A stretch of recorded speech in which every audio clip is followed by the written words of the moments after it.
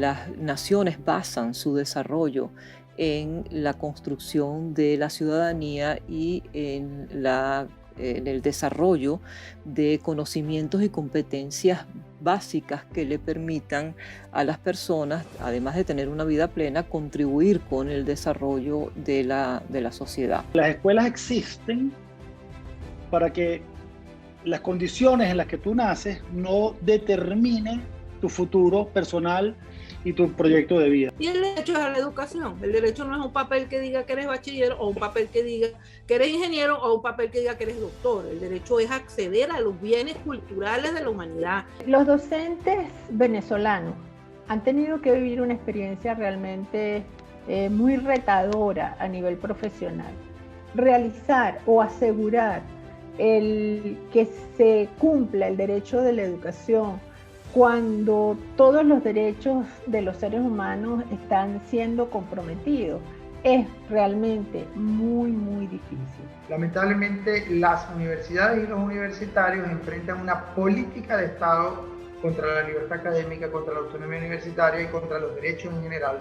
En el año 2018, la Asamblea Nacional de Venezuela declaró la emergencia humanitaria en el sector educativo debido a la gran crisis social y económica que vivía y sigue viviendo el país desde años atrás. Sociedad civil, profesores, estudiantes y padres han denunciado por años el deterioro de las escuelas y universidades, el colapso en los servicios públicos que evitan tener un ambiente higiénico y a gusto para trabajadores y estudiantes, el insostenible salario mínimo que perciben docentes que no alcanza para sus necesidades y el poco poder adquisitivo de padres y madres que se debaten entre enviar a sus hijos a estudiar sin nada en el estómago o salir a conseguir algo de comida. En esta ocasión contamos con expertos que analizarán las deficiencias del sector educativo antes y durante la pandemia. La situación de Venezuela con respecto al resto de Latinoamérica en educación previa a la pandemia era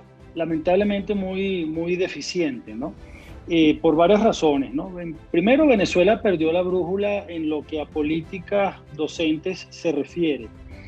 Lo que más determina la calidad de un sistema educativo, y esto hoy en día ya hay bastantes investigaciones que lo sustentan, es la calidad de sus docentes. Lo otro que diferencia mucho a Venezuela del resto de Latinoamérica es que la mayoría de los sistemas educativos del mundo y de Latinoamérica han implementado, por ejemplo, mecanismos de seguimiento de la calidad de sus países. Y Venezuela no ha tenido la calidad educativa entre sus prioridades. Entonces, en Venezuela no se lleva un registro de la calidad.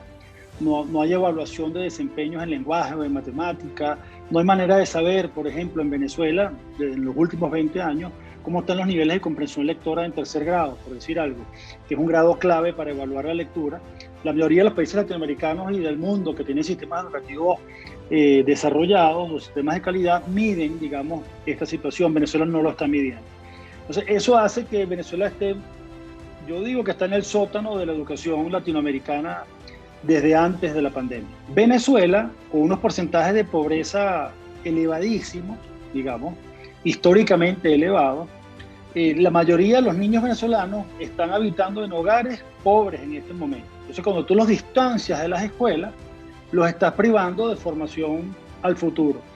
Y esto tiene gravísimas implicaciones en su calidad futura de vida y en la posibilidad de tener un proyecto exitoso de vida. Cuando no se logra una educación de calidad, cuando las personas no tienen acceso a la educación, por ejemplo, y tienen analfabetismo total, o cuando no tienen una educación de calidad y tienen analfabetismo funcional en algunas áreas, o no tienen sencillamente una formación de calidad, una formación completa, pueden tener dificultades o pueden tener truncado el ejercicio de otros derechos.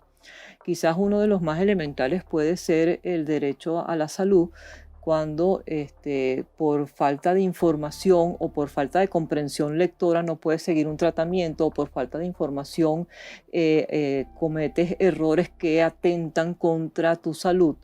Y todos ellos se podían evitar si tú tuvieras una formación básica de calidad. Aunado a esto, la pandemia llegó hace 1 año y medio para agudizar la crisis del país en todos los sentidos. Empresas que han tenido que cerrar generando mayor desempleo, hospitales y centros de salud con poco personal y áreas funcionales para recibir pacientes, servicios públicos colapsados, bajo poder adquisitivo frente a una hiperinflación galopante, y la educación no escapa de ello. En los escenarios educativos que ya estaban en crisis, pues sencillamente el COVID está apareciendo como algo que ha generado un efecto realmente devastador.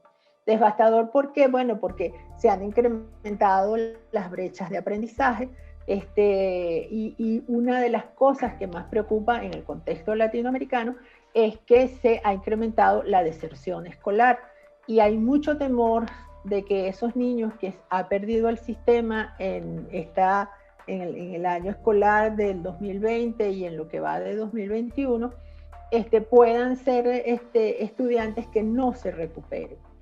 En el contexto venezolano, como lo señalabas, pues es evidente que si ya estábamos en una situación de crisis, con la pandemia lo que ha hecho es agravarse esa crisis. Tenemos los niños que antes iban a la escuela porque estaba el programa de alimentación escolar y sencillamente era el sitio donde iban básicamente a comer el plato de comida que comían ese día. Pues ahora con el COVID y las escuelas cerradas, no en todos los sitios se sigue garantizando el programa de alimentación escolar. Con la pandemia se amplió la brecha de inequidad en Venezuela de acceso a la educación. Cada vez son menos los que pueden acceder a la educación. Nosotros tenemos pérdida de matrícula en primer grado de primaria y, por supuesto, de los estudiantes que estaban cursando en las universidades, alrededor del 75% no pudo acceder a clases en línea y muchos profesores tampoco pudieron garantizarlas. Por lo tanto, se agudizaron todos los problemas y entra en crisis el elemento de docencia. Antes de la pandemia ya había una ruptura de la relación laboral. FAPU ha dicho, FAPU es la Federación de Asociaciones de Profesores Universitarios de Venezuela, ha dicho que hay una ruptura de la relación laboral de parte del Estado. Porque no hay salario, es decir, no se está remunerando la actividad de los trabajadores del sector universitario ni de la administración pública en general, pero en nuestro caso no se está remunerando la actividad de los profesores de investigación, extensión y docencia. La realidad venezolana es que los docentes no tienen acceso a los equipos. Hoy día, con el sueldo de un profesor no se puede comprar una computadora, no se puede comprar un teléfono celular, y además mantener un plan de datos que le asegure buena conexión es realmente algo que está fuera del alcance de los ingresos de un docente. El sueldo del docente está alrededor de los $6 mensuales.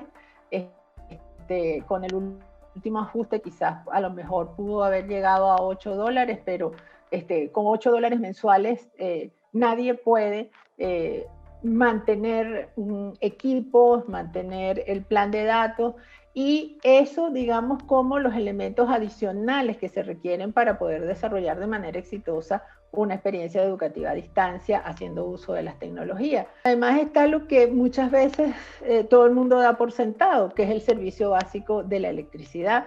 La gente dice, bueno, tenemos que preocuparnos por la conectividad, pero no piensa que en un país como Venezuela hay que preocuparse por si la persona tiene servicio eléctrico permanente o con un sinnúmero de interrupciones. La respuesta de Venezuela ante la pandemia en educación fue la creación del plan denominado Cada Familia una Escuela.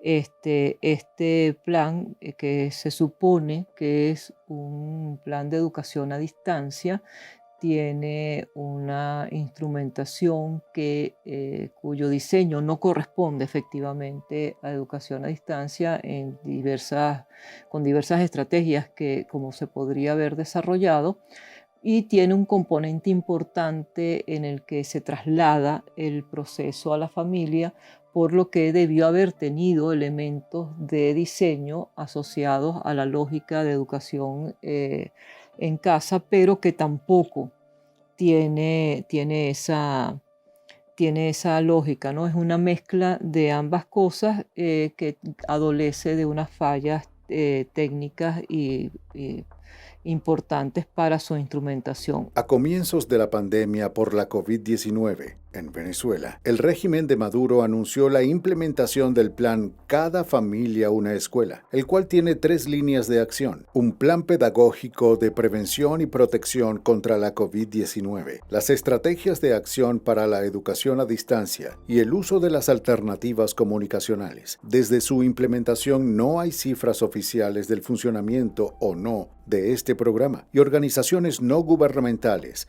y el gremio docente han cuestionado la línea pedagógica del plan, que está sesgada por la ideología política. En diversas ocasiones el régimen ha anunciado el regreso a clases presenciales. En un comienzo sería para febrero 2021, luego marzo 2021, luego abril 2021 y ahora se espera para octubre 2021. Esto sin una gestión educativa adecuada, ni una política clara sobre cómo será este regreso, el estado de los centros educativos y el diagnóstico de aprendizaje de los estudiantes sobre este tiempo en pandemia, lo que preocupa aún más a profesores, estudiantes y representantes. El ministerio no tiene cifras hace tiempo. No tiene cifras de evaluación de nada, ni de la docencia, ni de los muchachos, de nada. Entonces no hay forma de conocer una cantidad de cosas. Eso es así en las universidades, eso es así en educación básica, eso es así en el sector salud. Aquí no tenemos cifra epidemiológica. Cuando un ministro hace 3 años se le ocurrió dar una cifra, lo sacaron y pusieron otro ministro que no dijera nada. Es decir, hay una opacidad en la gestión pública en Venezuela. Como estamos en emergencia humanitaria y en pandemia, es lógico que el proceso de regreso a clases incluya medidas extraordinarias, que es lo que se hace frente a las emergencias humanitarias, ¿no? Nosotros, en términos de medidas extraordinarias, nosotros requeriríamos de una vez arrancar con un proceso de evaluación diagnóstica tanto de las condiciones y el estatus de las escuelas, como de los aprendizajes que han logrado los estudiantes en este momento, o de la identificación de cuáles son los estudiantes que están fuera del sistema y en riesgo de exclusión. En este caso es importante entender que la atención debe ser lo más peculiar posible. Esto significa que se deben diseñar planes que permitan atender la situación de cada escuela, de cada grupo de niños, de forma definitiva. Y que nos permita que aquellos estudiantes, por ejemplo, que están fuera del sistema se puedan reincorporar, aquellos estudiantes que están en riesgo porque tienen inasistencias recurrentes puedan reintegrarse, y aquellos estudiantes, y esto es importante, a los que se les otorgó un certificado de educación media, utilizando el mecanismo de certificación automática que les comenté antes, que en el caso de bachillerato puede incluir que se les haya certificado sin haber cursado una asignatura. Por ejemplo, no cursaron matemática de 3er año, pero son bachilleres. Para esos estudiantes debería hacerse un proceso de restauración también del derecho a la educación y de sus aprendizajes. Todos aquellos estudiantes que recibieron certificación automática para pasar de un grado o de un año a otro, o aquellos que recibieron certificación de bachilleres sin haber tenido todos los aprendizajes, la responsabilidad es del Estado, y de alguna manera los hemos estafado al entregarle títulos que no se corresponden, o al promoverlos de un grado a otro sin los aprendizajes que les correspondería tener. Y esto es algo que el Estado y el país tiene que recuperar y restaurar. Efectivamente, Como estamos todavía en proceso de pandemia y como dije anteriormente, creo que bueno, eso además lo comparte mucha gente en el país.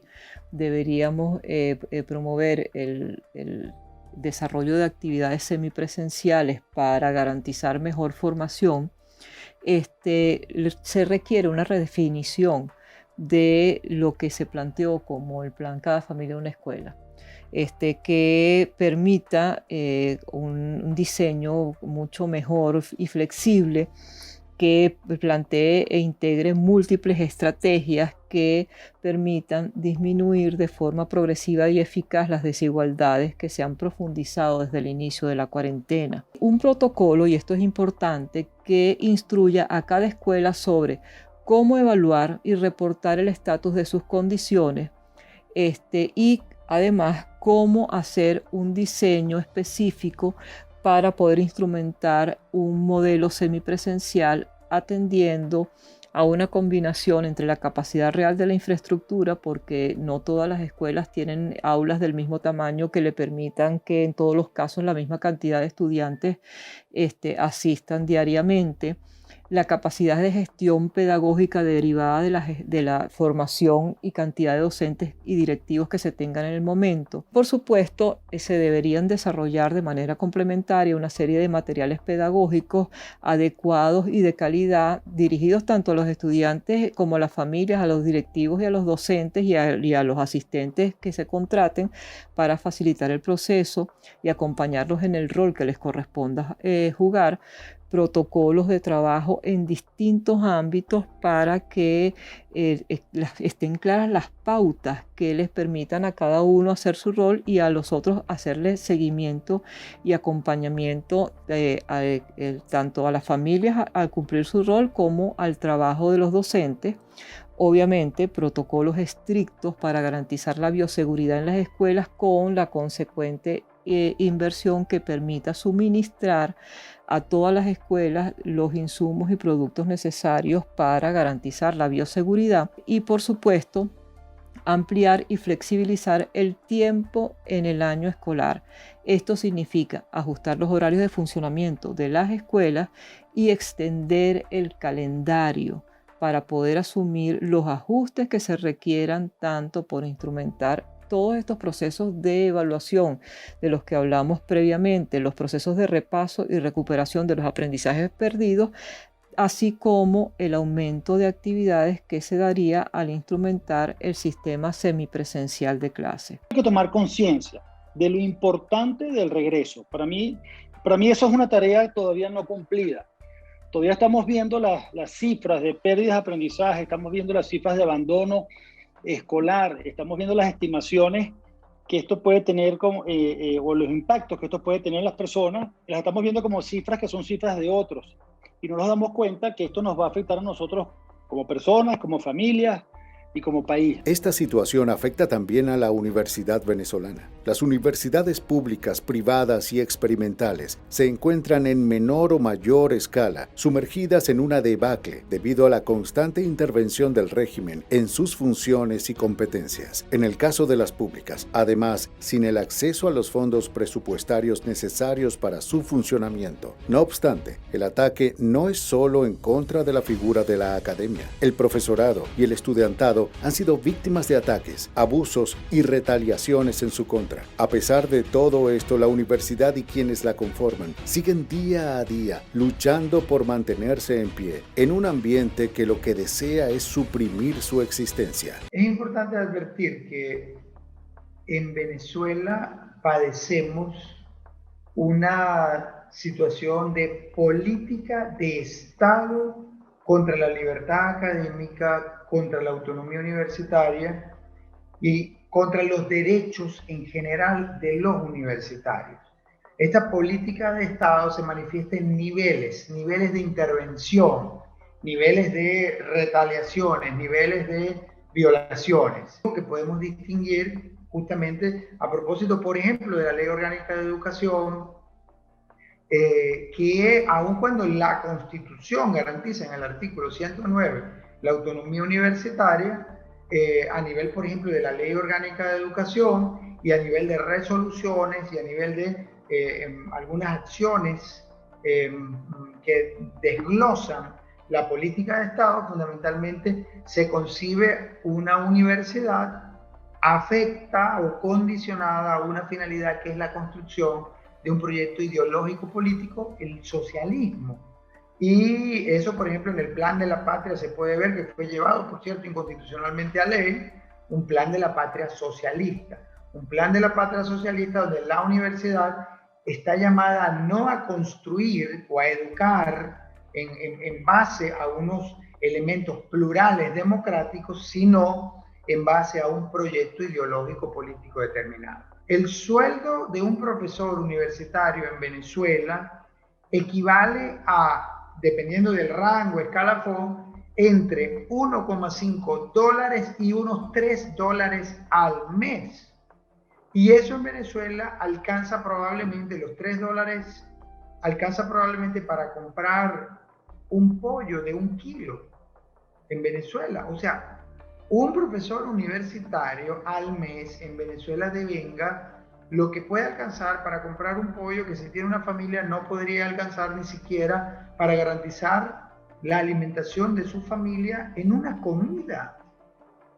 Y esto es muy grave, porque si así es el salario del profesor, imagínense cómo será el personal, por ejemplo, administrativo, obrero, o en general, imagínense cómo será la prestación del servicio, de los servicios propios de salud y seguridad social. En Venezuela la universidad pública depende del financiamiento del Estado, pero ese Estado la financia con un déficit. Por ejemplo, en los últimos años, 2019, 2020, 2021, los déficits universitarios han sido inclusive mayores, del presupuesto, han sido mayores al 97% de déficit, es decir, a las universidades se les ha otorgado entre el 1 y el 3% del presupuesto, por lo menos en lo que refiere al año 2020 y el 2021. Más bien, titánicamente, las universidades públicas venezolanas, la UCB, la ULA, la Universidad del Zulia, la misma Simón Bolívar, entre otras, han podido mantenerse en unos puestos en las evaluaciones de rankings internacionales aún respetables, a pesar de toda esta devastación contra la propia universidad que viene desde el gobierno de Nicolás Maduro. E inclusive anterior, desde preocupaciones que ya empezaban desde el gobierno de Hugo Chávez. Otra de las acciones contra los universitarios que hemos podido detectar como patrón ha sido la práctica de criminalización, por ejemplo, contra la protesta de los universitarios, e inclusive la práctica de discriminación por motivos especialmente políticos, en el caso de algunas universidades, sobre todo experimentales, o algunas universidades cuyas autoridades de alguna manera responden a los intereses del gobierno de Nicolás Maduro. Quiero hacer mención muy enfática a que algunos de los episodios de tortura, tratos crueles, inhumanos, degradantes contra universitarios, individualmente o en colectivos que protestaban, inclusive han sido recogidos en el informe de la Misión de Determinación de los Hechos de las Naciones Unidas, la Fact-Finding Mission, presentado ante el Consejo de Derechos Humanos en septiembre del año 2020, como posibles evidencias de la comisión de crímenes de lesa humanidad en Venezuela. Y esto es muy importante destacarlo, porque no estamos hablando de acciones aisladas contra los estudiantes, por ejemplo, universitarios, y prácticas de tortura, tratos crueles, inhumanos y degradantes aislados, sino que hablamos fundamentalmente de un elemento de generalización en estas prácticas, y además de una posible sistematización que hemos podido documentar, especialmente en algunas universidades experimentales, cuyas autoridades, impuestas directamente por el Ejecutivo Nacional, responden a los intereses directos. Episodios donde, por ejemplo, un estudiante de medicina, al criticar a su profesor en el aula de clase, que hablaba de que el juramento hipocrático debía cambiarse por un juramento chavista, y a partir de allí fue objeto de distintas retaliaciones, inclusive el estudiante cesó en los estudios por la persecución, la suspensión que le hicieron. Esta política de Estado contra la universidad, contra la autonomía universitaria, contra la libertad académica, tiene distintos niveles. El otro que quiero comentar es el de la arremetida contra las competencias propias de las universidades a través del Consejo Nacional de Universidades o de acciones indirectamente desde el Ministerio del Ramo. Inclusive a las universidades se les ha arrebatado competencias. Se han nombrado autoridades, por ejemplo, rectorales o en todo caso autoridades universitarias, de forma inclusive contraria a lo que los propios consejos universitarios han establecido. Se han impuesto autoridades, se han prohibido, por ejemplo, elecciones de autoridades desde hace más de 10 años y por tanto las autoridades que se eligieron para entonces siguen estando al frente de las universidades. Dentro de las propias universidades se han inclusive invadido las competencias de las universidades a través de sentencias del Poder Judicial, sentencias que han emanado en algunos casos de la Sala Electoral del Tribunal Supremo de Justicia, de la Sala Constitucional o inclusive de tribunales en general de la República. Desde Aula Abierta hemos contabilizado entre el 2010 y el 2020 más de 50 sentencias judiciales que le han arrebatado a las universidades competencias, pero además ha habido intervenciones de órganos como los gobernadores, por ejemplo, en el caso de Carabobo con la Cava y las intervenciones que ha tenido directamente y abruptamente contra las autoridades de la Universidad de Carabobo o inclusive contra los estudiantes electos, por ejemplo, en el proceso para elegir a la Federación de Centros Universitarios de la Universidad de Carabobo. En el contexto de la pandemia del COVID, ha sido muy importante denunciar, debido justamente a la falta de presupuesto, la carencia por parte de las universidades de plataformas adecuadas para brindar educación online. En países latinoamericanos y en países europeos y en América en general, la universidad está brindando clases a sus estudiantes de forma online. Pero resulta que en Venezuela, que tenemos la peor conectividad de Latinoamérica y una de las peores del mundo en materia de Internet, eso no es posible.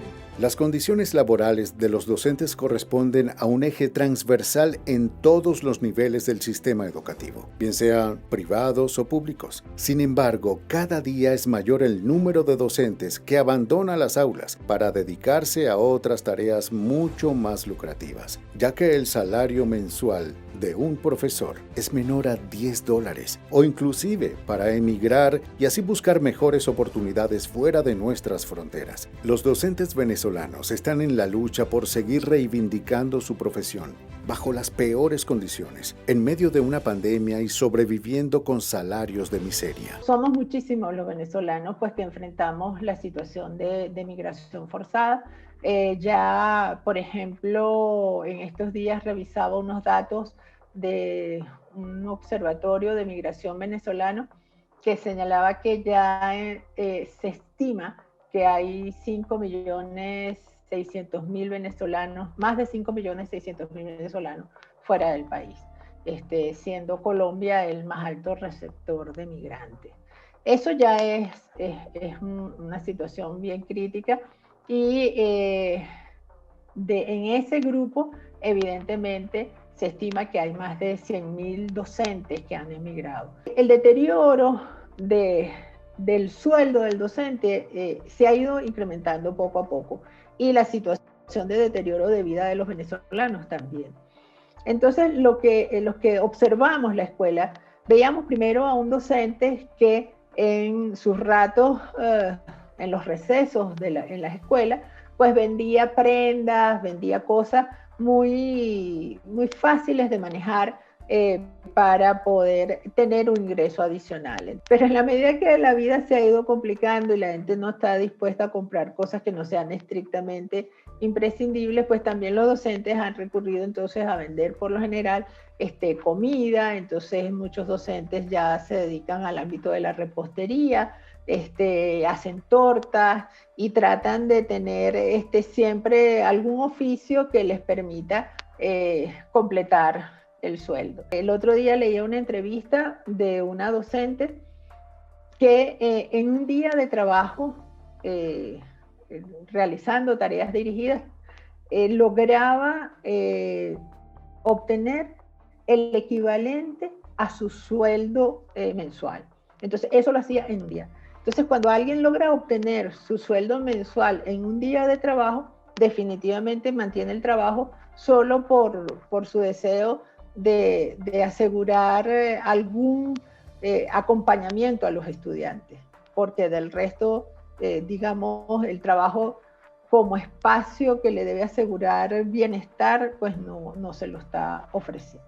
El que tiene vocación por la docencia quiere seguir ejerciendo su docencia y quiere seguir desempeñándose en eso que estima es tan importante, que es facilitar herramientas para que los más jóvenes aprendan, crezcan y descubran el mundo a través del conocimiento. ¿Qué puedo recomendar yo para los docentes? Sencillamente que sigamos siendo resilientes.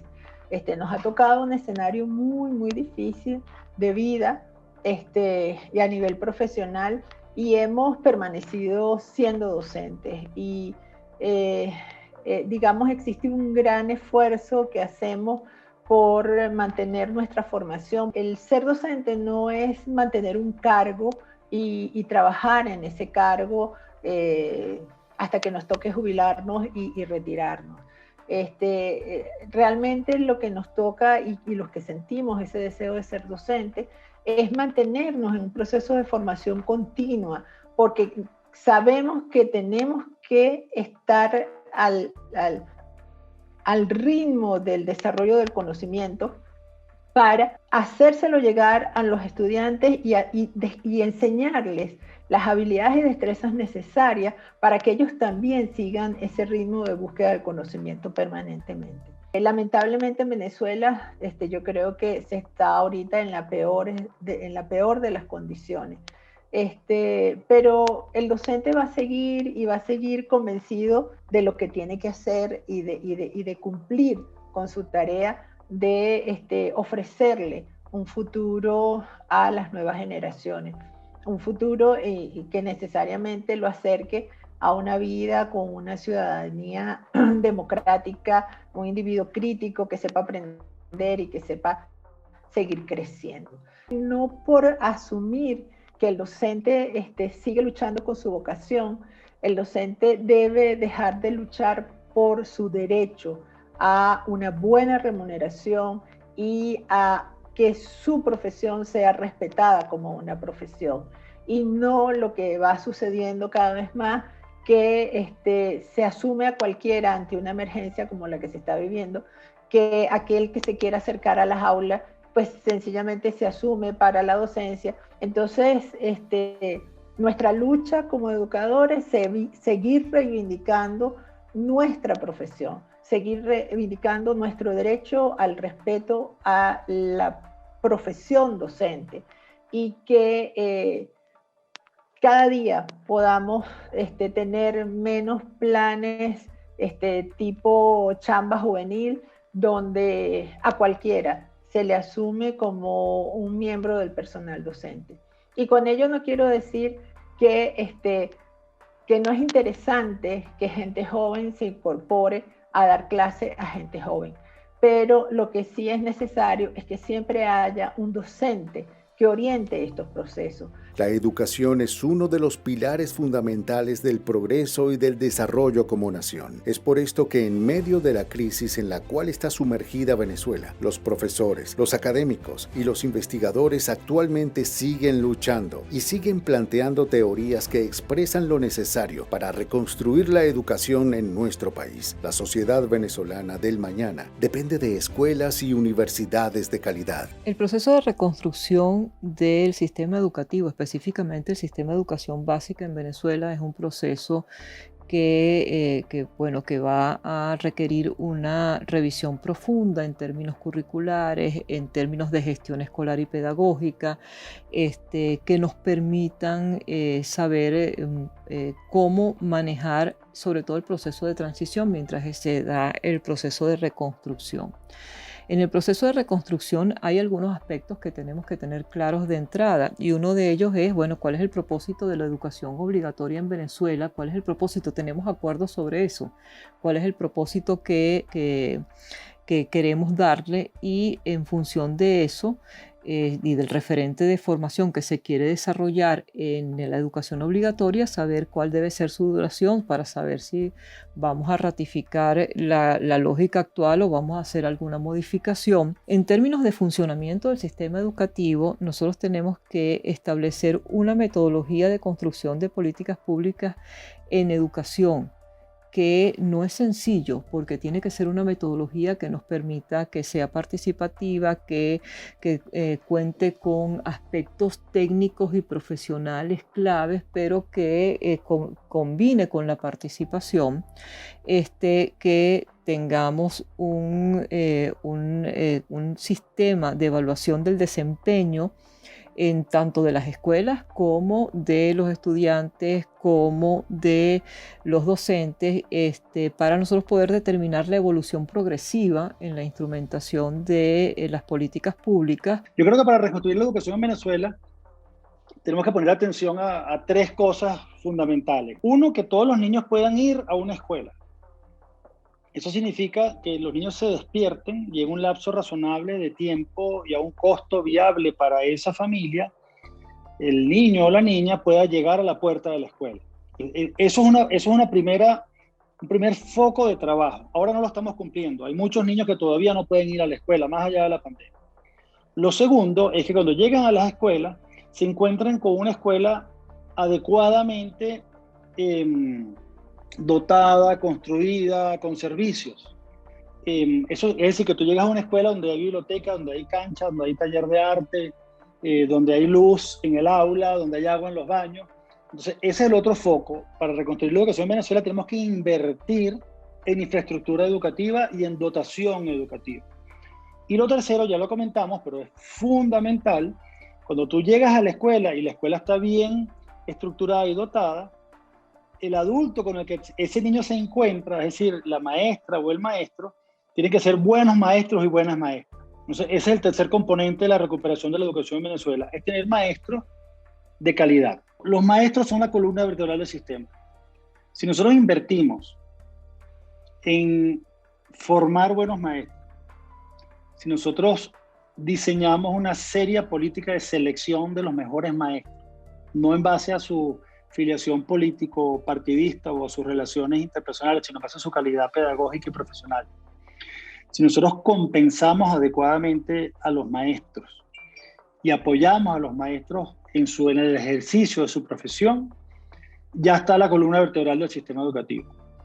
Todo lo demás puede complementarse. Entonces, si me pones a escoger una sola, yo estructuraría una seria política para los docentes. El ser docente y el tener unos alumnos a tu cargo no es solamente hacerles aprender algo, repetir algo y que los puedas aprobar diciendo, bueno, se saben de memoria alguna cosa.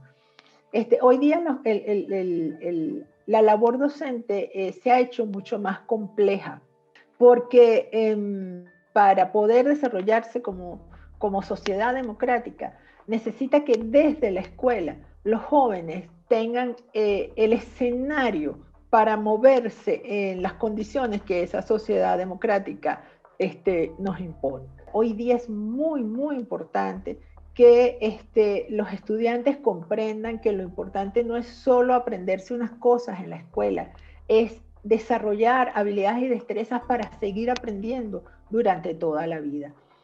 Si los estudiantes logran aprender eso y el docente logra desarrollar toda una estrategia de enseñanza en la cual se integren para lograr aprendizajes de manera permanente, estamos teniendo logros realmente importantes. ¿Qué necesitamos para ser mejores profesionales, ser y mantenernos como profesionales de la docencia y no como gente que trabaja en educación, como trabajadores de la docencia o como quien desempeña actividad docente.